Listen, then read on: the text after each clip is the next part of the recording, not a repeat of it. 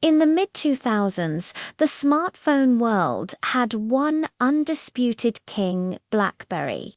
Sleek, secure, and powerful. It wasn't just a phone, it was a badge of success. Business executives, politicians, and celebrities alike carried it proudly.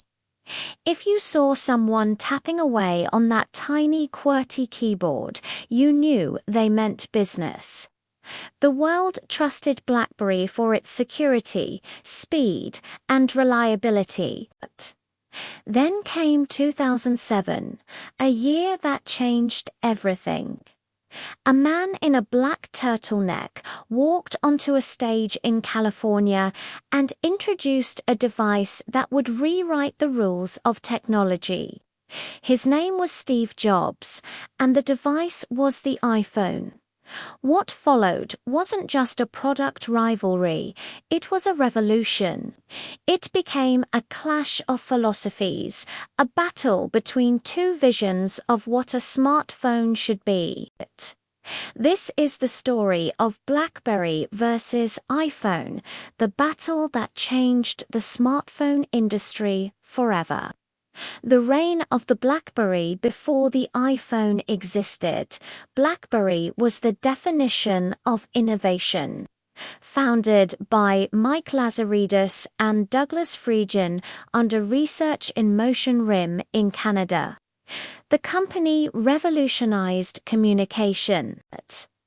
In 1999, it launched the first BlackBerry device, allowing users to send and receive emails on the go, something unheard of at the time.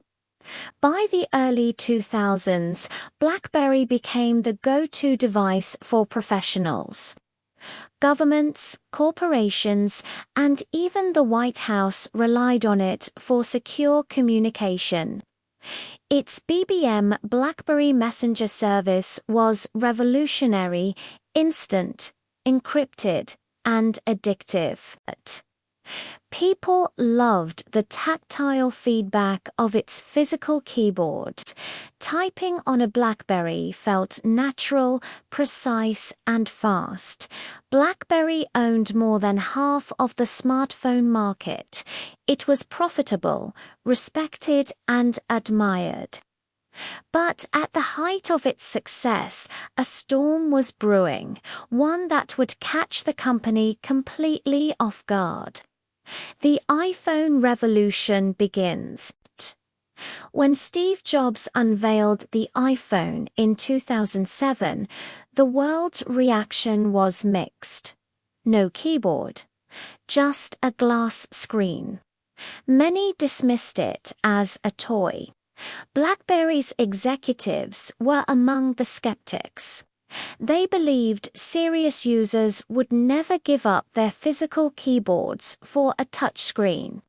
But Apple wasn't just selling a phone, it was selling an experience. The iPhone combined phone, internet, and entertainment in one elegant device. It wasn't just for business, it was for everyone. It could browse the web like a computer, play music, display photos, and later download apps that could do almost anything.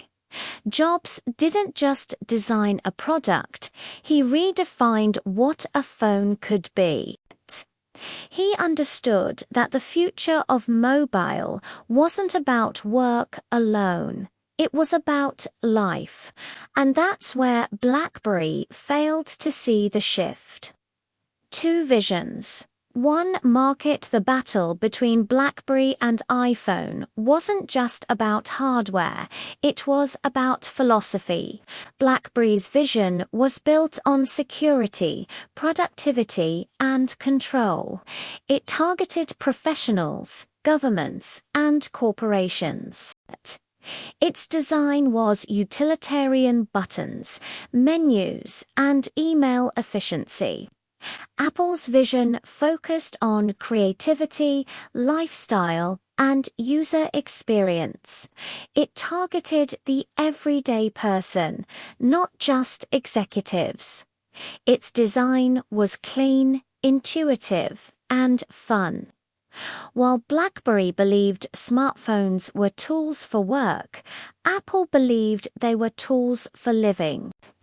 And in a world that was quickly blending work, play, and social connection, Apple's vision resonated with the masses. The turning point in 2008, Apple launched the App Store, allowing developers to create and sell apps directly to iPhone users. Suddenly, the iPhone became a platform for endless innovation. From games to maps to photo editing, users could customize their phones in ways BlackBerry never imagined. Meanwhile, BlackBerry's ecosystem lagged behind. Its App Store, BlackBerry World, was limited and poorly supported. Developers didn't see the potential or profit in building for BlackBerry. When RIM finally responded with the BlackBerry Storm, its first touchscreen phone, it was too late. The Storm was rushed to market and riddled with bugs.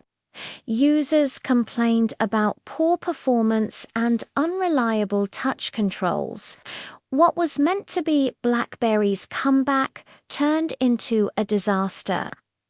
The iPhone, on the other hand, kept improving better screens, faster processors, a growing library of apps, and seamless design.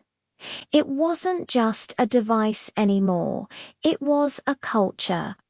The fall of a giant. As Apple's popularity soared, BlackBerry began to crumble. The company's leadership was divided. Some wanted to pivot to consumers, others wanted to double down on business users. While they debated, Apple and later Google with Android took over the market. By 2011, BlackBerry's market share had fallen dramatically. Users wanted the freedom, creativity, and versatility of modern smartphones. BlackBerry's signature keyboard, once a selling point, now felt outdated. The company tried to make a comeback with BlackBerry 10 in 2013, a brand new operating system that was technically advanced, but the world had moved on. Without the major apps people loved, even a great OS couldn't save it. By 2016, BlackBerry announced it would stop manufacturing phones altogether. The once dominant giant had fallen. The legacy of the battle between BlackBerry and iPhone, didn't just decide who sold more phones. It reshaped the entire tech industry. It shifted the world's focus from hardware to software, from tools to experiences. It taught the world that innovation isn't about sticking to what works. It's about seeing what's next. Apple's victory wasn't just technological, it was visionary. Steve Jobs understood that people wanted connection, creativity, and simplicity, not complexity, hidden behind menus and buttons. Yet, BlackBerry's story still holds value. Its focus on privacy and security paved the way for today's encrypted communication standards. And even after its fall from the phone market, BlackBerry reinvented itself, becoming a leader in cybersecurity and automotive software. Its QNX system now powers millions of vehicles around the world. So, in a way, both companies won, just in different arenas.